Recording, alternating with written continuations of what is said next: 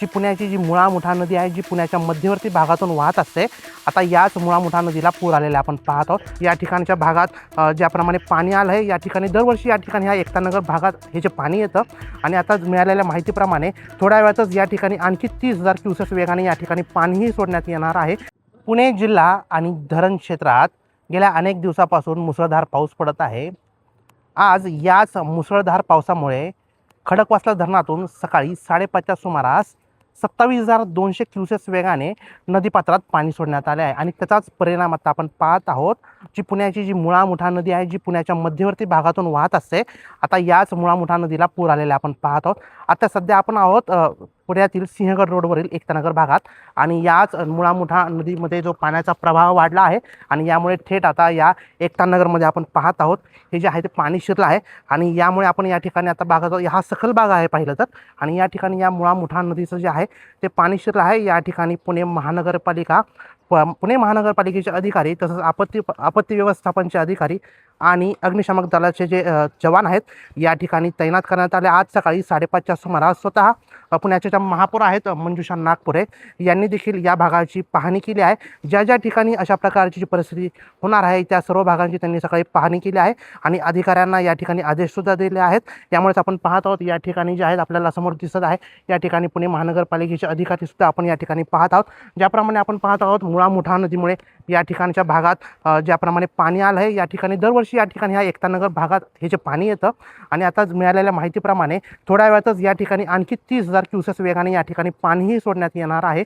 यामुळे या ठिकाणी आहे यातील नागरिकांना खबरदारीचा उपायसुद्धा या ठिकाणी देण्यात आला आहे. जर पाण्याचं जे प्रमाण वाढलं तर या ठिकाणी आहे या नागरिकांना येथून स्थलांतरित करणार आहेत अशीही माहिती या ठिकाणी एकंदरीत आपल्याला मिळत आहे. धरणातून मोठ्या प्रमाणात पाणी सोडण्यात आल्यानंतर नदीकाठच्या सखल भागामध्ये पाणी झपाट्याने शिरू लागले आहे.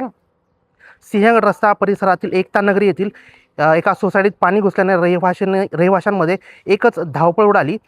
घरातील सामान सुरक्षित ठिकाणी हलवण्याची लगबग सुरू झाली आहे. परिस्थितीची गंभीरता ओळखून अग्निशामक दलाने तातडीने या ठिकाणी आपला जो आहे तो मोर्चा वळवला आहे आणि एकंदरीत आपण या ठिकाणी पाहत आहोत. या ठिकाणी या अनेक भागामध्ये जर थोड्या वेळात जर या ठिकाणी जो धरणाचा विसर्ग आहे हा जर 30,000 क्युसेसनी वाढवणार आहे अशी माहिती मिळत आहे आणि जर धरणातून जर विसर्ग सोडण्यात आला तर या ठिकाणची परिस्थिती आहे आणखी गंभीर होण्याची दाट शक्यता आहे. पुण्याहून टाइम्स नाऊ मराठीसाठी दिनेश वडणे.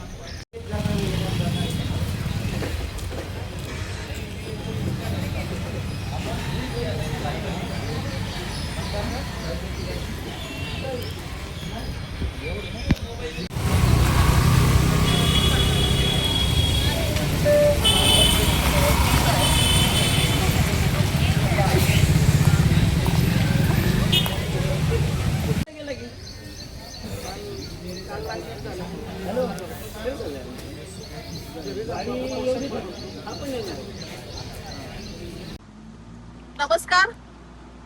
आपल्याकडे सध्या धरण क्षेत्रामध्ये भरपूर पाऊस चालू आहे. खडकवासला धरण पूर्ण भरलेलं आहे आणि 27,220 क्युसेक्स पाणी सोडलेलं आहे आता नदीपात्रामध्ये. नदीपात्रालगतच्या सगळ्या नागरिकांना मी सतर्क राहण्याची विनंती करते. आपली महानगरपालिकेची यंत्रणा सज्ज आहे. इथे सगळेजण ठिकठिकाणी नदीपात्रालगत महानगरपालिकेचे अधिकारी कर्मचारी हे थांबले. लक्ष ठेवून आहोत आम्ही सगळ्या परिस्थितीवरती.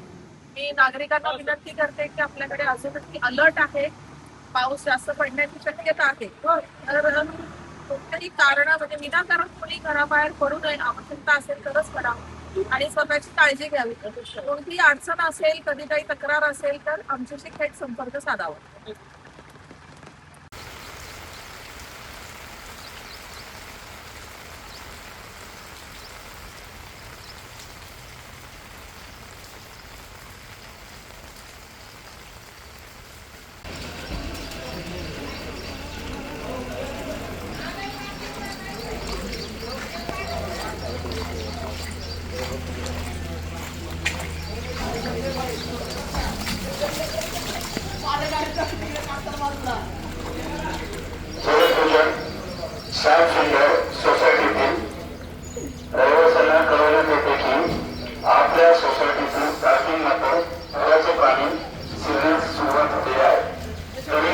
सर्व रहिवाशांनी आपली वाहने सुरक्षित ठिकाणी हलवण्यात यावी. श्यामसुंदर जलभजन सोसायटीतील सर्व रहिवाशांना कळवण्यात येते की आपल्या सोसायटीच्या पार्किंगमध्ये पुराचे पाणी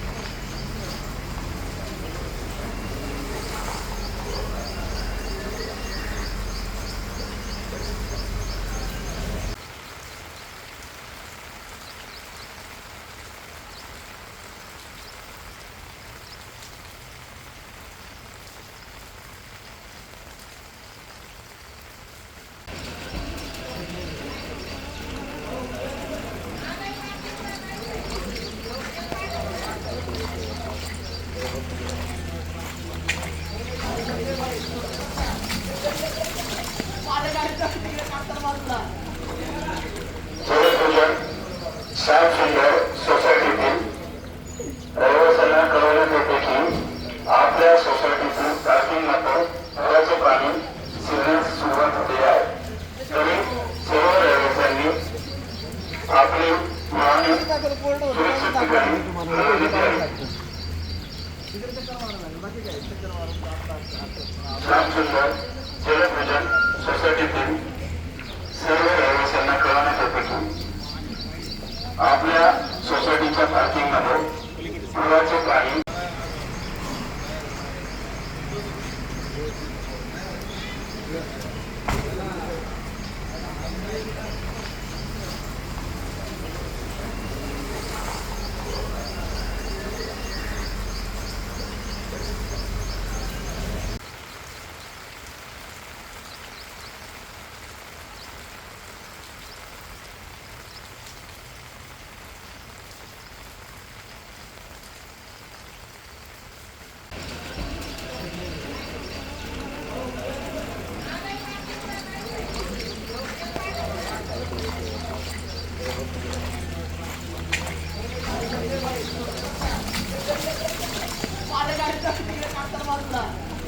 जलभजन श्यामसुंदर सोसायटीतील रहिवाशांना कळवण्यात येते की आपल्या सोसायटीतील पार्किंगमध्ये पुराचे पाणी शिरण्यास सुरुवात झाली आहे.